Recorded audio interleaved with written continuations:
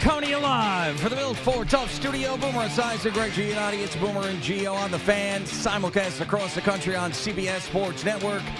And wherever you are in the free Odyssey app. Good Thursday morning.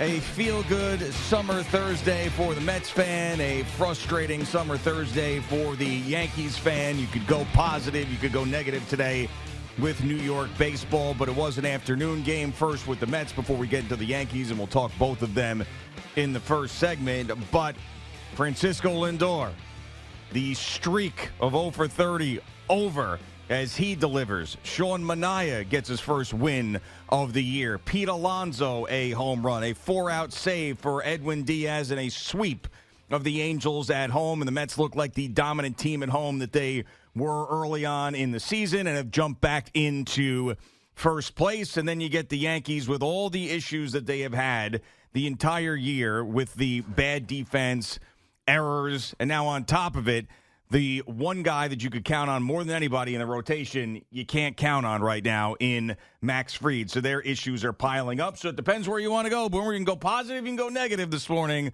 Good morning. How are you? Yeah, good morning, Jim. Doing great. I will start with the Yankees. Now, it's not Max Fried's problem that, Cody Bellinger loses the ball and can't find it, that Oswaldo Peraza's, you never know what you're going to get over there. Anthony Volpe has another error. I think Jason Dominguez out in the outfield leaves a lot to be desired at the moment. So I would tell you that Max Fried, I thought, actually was okay last night. And if everybody was doing their job, I don't know whether or not they would have won. He did give up some home runs, but the fact of the matter is it's the field follies, if you will, that did them in last night. And it was really frustrating to watch, especially if you are a Yankee fan. So, and for the Mets, that's exactly what they needed to do. Sweep. Now they go on the road. They're going to go out and see San Francisco and San Diego, come back maybe 4-2, hopefully 3-3 at worst.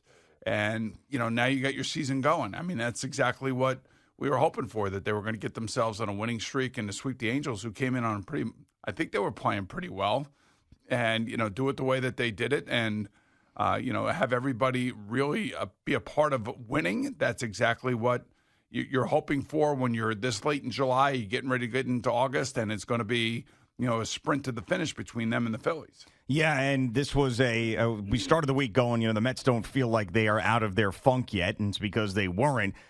This morning, it feels like they're out of their funk. It feels finally after a huge week, and you get a day game with a humongous crowd, and Francisco Lindor with all the support as he comes up to the plate, and his song is playing, and he steps out of the box to take a moment because he appreciates a Mets fan that has his back even during this horrendous streak. And it felt like the team that we had seen early on in the season. And then with another Phillies loss, you jump ahead of them a half game. So, yeah, you don't want to go out west, get smacked around, and have all this goodwill that you built up turn right around, and I don't believe that will happen.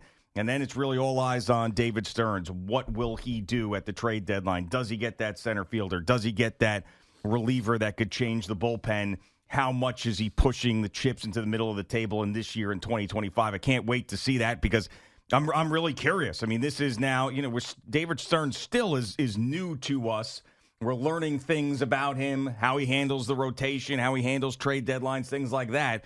So we'll see if he feels like he's got a team that is one of the best in the National League. And obviously, it's not, you got a couple of teams, obviously, in the Central, and the Brewers and the Cubs that are very good. We know about the West, and the Dodgers have struggled. You know about the Phillies and the Mets. You're going to have to separate yourself somehow, and maybe that team that makes those right deals at the deadline is going to be the one that goes head and shoulders above. So you don't want to be the one that's on the outside looking in. Well, the other thing, too, for the Mets, I mean, one guy's missing, and that's Jesse Winker. Starling Marte was back in the lineup yesterday. For the most part, they're getting healthy. They're getting a lot of players back. There's not a lot of room to be adding people. You're going to have to, if you're going to add an outfielder that can play center field or one of the corner outfields, if Jeff McNeil or Brandon Nimmo will play center field, you're looking basically for somebody that can hit. Because, Tyrone Taylor is not he's an out waiting to happen. Yes. And they know that. And they also, I think, would like to keep him on the roster just simply because of defensive, positioning late in the game or something. And it's unfortunate that, he's had every opportunity to get a hold of this position and be an offense. He doesn't have to be an offensive juggernaut. Just do something. And he just looks overwhelmed at the plate. I don't know if you feel the same way that I do. Well, I mean, he shouldn't be an everyday player. I mean, they went out and got Jose Siri in the offseason, who hurt himself and was out for the year. Tyrone Taylor was going to be someone that was going to relieve him. Not that Siri's known for his offense, but certainly better than Tyrone Taylor. So that was a blow to the roster build that David Stearns thought he had, going into the season. So now is that right player for this team at this time out there who can contribute to the lineup. Now, we talked about this with Jerry yesterday, but some of these offensive struggles certainly get magnified when the top players on your team aren't contributing in the way that they should. So, if you have Alonso, Nimmo, Lindor, Soto all doing their thing and at least being who they are, not even more than what they are, then you're not thinking about the black hole of Tyrone Taylor and some of the other guys at the bottom of the lineup. Well, the thing about it is that yesterday Soto was 0 for 4, but the three guys around him were participating. Yep. And, that's baseball. That's what they should be doing. It's a team game, and not everybody or not every player is going to be in the middle of every single game in order to lead his team to a win. But when you look at the other guys around him, and if Lindor now is going to start to wake up a little bit, maybe get out of town, maybe that's a good thing for him. Now you have pretty much the foundation of the team that you're hoping is going to make it all the way to the World Series. And the question is do they have enough arms in the bullpen? Is their starting pitching like Kodai Senga? Is he going to hold up? It's just been so frustrating watching him. And then it was nice to see Sean Manaea do what he did yesterday. And they kept his pitch count low, below 90. And unfortunately, Budo gave up a couple of hits and a couple of runs. But other than that, the bullpen did their job. Now, look, this is never easy for them to go out west. No, it's just, and these teams they're good teams. Obviously, it's not like you're going out there and playing the dregs of the National League. I think the difference between the Mets being a team that maybe gets to where they were last year as opposed to getting past where they were last year and getting to the World Series is going to be contributions from these younger guys. You got it from Mark Vientos last year. You hope that Francisco Alvarez does it, and then you need these starting pitchers to be healthy and really good. So those are the two things. You need Senga. Give me Senga, Manaea, Peterson pitching really, really well going into the postseason and healthy. And, obviously Clay Holmes has been pretty good for them as well. But those guys I trust the most. You get those guys going in the right direction, end of the season, healthy, and then just give me one of these. Give me Francisco Alvarez, Vientos, Beatty, one of these guys smacking the baseball, and then I love our chances. All right. So their starting five is pretty set up right now. This should have been their starting five, I believe, coming out of spring training. And now whether or not you're going to get any of these other starters back for either a spot start or a spot in the bullpen. That's the other thing. You remember Tyler McGill was a bullpen arm at one point. Yeah. So there are options for David Stearns is what I'm saying, but he definitely has to find an offensive outfielder, and I don't know if that's Jesse Winker, if that's what they're thinking, or if they're going to go all in for somebody else that could be available. That could be an offensive threat, because you can never have, as we found out in this league, when you think about the Dodgers lineup when it's fully healthy, 1 through 9.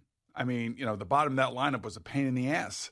Yeah, and that's what you want the Mets' bottom of the lineup to be. And if Alvarez is going to be back and he's going to do what he's going to do, he's going to hit it towards the bottom of the lineup. But again, I just think that for me, eventually either Vientos has got to get going here. And if Alvarez is with him, the only really hole you have, if it's not those two guys, then it's Taylor in center field. It's really, everybody else should be okay. Offensively, they should be okay. Yeah, it's just now that you have most of the team healthy outside of Jesse Winker, you feel like, there's not a lot of holes on this team, and that's why they were projected to be at the top of the division and back into the postseason. So, yeah, it's just, this is why I'm really what is David Stearns, even in his press conference, you can't really tell from general managers' press conferences. But if I had to make a decision and project into the future from what he said, if he was going to make a big deal or not, I would say no. probably not. From what he may feel like the guys that he has on the injured list may be able to refortify or fortify the team moving forward. I mean, that would be interesting.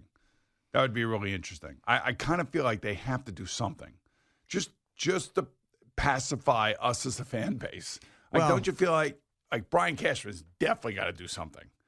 I mean, after watching this last night, and I can understand why John Boy and John Boy Media and those guys were all over Aaron Boone for, the intensity aspect of the Yankees. And when you watch this last night, and I know that, Aaron Boone got thrown out, and I know that he was arguing balls and strikes, and rightfully so, by the way. Yeah. He wasn't wrong. But it's just that, that's a game like if you're a fan watching your team play that way in the field, it's like. Well, I mean, also coming off the fact that, the Dodgers were going to beat the Yankees in the World Series no matter what. But why? Because they made them throw the ball. Yeah, or they made them field the ball. But that Game 5 is still sticking in the minds of Yankee fans, where it was like, we had an opportunity to get that to Game 6, and Aaron Judge drops the ball, obviously the play between Cole and Rizzo, and it's like, now you come back this season, and you're just, the left side of the infield is a sieve, and you have too many of these games where you feel like if you actually were a competent defensive team, you could not be 4 games back in the division. And, of course, Ben Rice is over at first base, and the ball finds him. Well, yeah, I mean, and they got guys playing out of position. Yeah. They got Jazz Chisholm playing out of position. They got Ben Rice playing out of position. I mean, it just doesn't. Yeah, I mean, there has to be a real change in this team at the deadline if they expect to get back to where they were last year. Well, right now, I mean, they're not even close to it because they're 4 games back of the Blue Jays. And watching the game last night, so the Blue Jays are running all over the base pass. They're diving in head first. I mean, I get the kind of viewpoint that certain Yankee fans would have about the intensity of your team. When you're watching the other team that you're playing against and you're trying to overcome who have overcome you, diving into head first into bases, making all the defensive plays, coming up with the big hits. I mean, that is a very frustrating and a very eye-opening series. Once again, this is the second series now in a row against the Toronto Blue Jays up there in Toronto where they really haven't had a sniff. Yeah, I mean, it does feel like the Blue Jays are in a position where like they can kind of sense that the Yankees are just sort of teetering there, and they just want to push them down and kind of bury them if they can. And it feels like maybe they want it a little bit more right now. And I'm also from Aaron Boone. I'm saying, well, how can you say that when you're not around the team? Like he was yelling back at John Boy. I don't care what these guys say in a post-game conference. I know how much these guys care, and you can't judge it by what you're watching. But then again, when you watch it, you're like, wow. I mean, this Blue Jays team is not messing around. They've got one of the best home records in baseball, and that's for a reason. You could just see in their dugout. I mean, I know exactly. The dugout looks confident. The dugout, like you remember Guerrero said, I'll never play for the Yankees. Yeah. I hate the Yankees. Right. It's kind of like the guy up in Toronto. Right, until basketball. Oh, yeah. Masai Ujiri. That's right. Yeah, and Vladimir, what is it about Toronto hating New York? Yeah, but then again, Vladimir Guerrero backtracked on that when he was going for his contract. It was talking about he might hit. Right, exactly. So, I mean, I don't know how much he hates the Yankees or wouldn't play for the Yankees, and when he needed them for leverage, he kind of, I didn't really mean that. But, yeah, and he got his contract, so good for him. But yeah, I don't know what it is. I mean, you said it the other day. Like the New York teams are hated by everybody. I mean, unless you're a fan of them. The Knicks became the most hated team in the NBA. The Yankees have always been that team. You either love them or hate them, and that's what you get. Especially teams in the AL East that have been watching the Yankees dominate for so long. Yeah, I mean, the Blue Jays have had minimal success compared to the Yankees. A lot of talk, a lot of like prospects, a lot of this team's the next team on the rise, and have never been able to do it. Well, they're in the midst of doing it right now. They are right in the middle of it. And, by watching these games, they are head and shoulders above the Yankees. I mean, it's not even close at the moment. No, it feels like that. I mean, it feels like they are the Astros to the Yankees right now. That's what it felt like in this series. Where would you put the Yanks right now in the American League? Well, obviously they're not as good as the Blue Jays. They're not as good as the Tigers, who have had their struggles recently, but still, Houston, you always got to give respect to Houston. So I mean, they're 4-5 range in the American League, which is amazing. I mean, because, do you disagree? Agree? Well, I agree with you, but at the beginning of the year, they got off to a good start. Everything was playing well, and we all thought, and I'm probably guilty of this too, but we always remind people it is a 162-game season, and a lot of things can happen. We all thought that the American League was going to be a cakewalk. Well, it was last year. We had the evidence to prove that. It's not this year. The Astros are back to being a dominant force. You got a team in the division who's actually meeting expectations and actually exceeding expectations in the Blue Jays. And you got a Tigers team that was the best team in baseball until they hit this little bit of a skid and have the best pitcher in baseball in Skubal. So, yeah, I mean, there's no cakewalk anymore. No. Not at all. It was real easy to get to the World Series for the Yankees. They still had to win the series. They did. But this year's you know what? Different kettle of fish. What? It's a whole different kettle of fish this year. You've heard that before, right? Hey, I've heard kettle of fish, yeah. A whole different kettle of fish. Okay. You know what we got here? What do we got here now? We got a horse of a different color. Okay. Mm-hmm. That's a good one. Yep. Mm-hmm. Not a cakewalk. Not a cakewalk. No. And I think the Yankee fan knows that. And the pressure mounting on Aaron Boone, mounting on Brian Cashman. Who'll probably just get a contract extension at the end of the year for another 50 years. Till you die contract extension.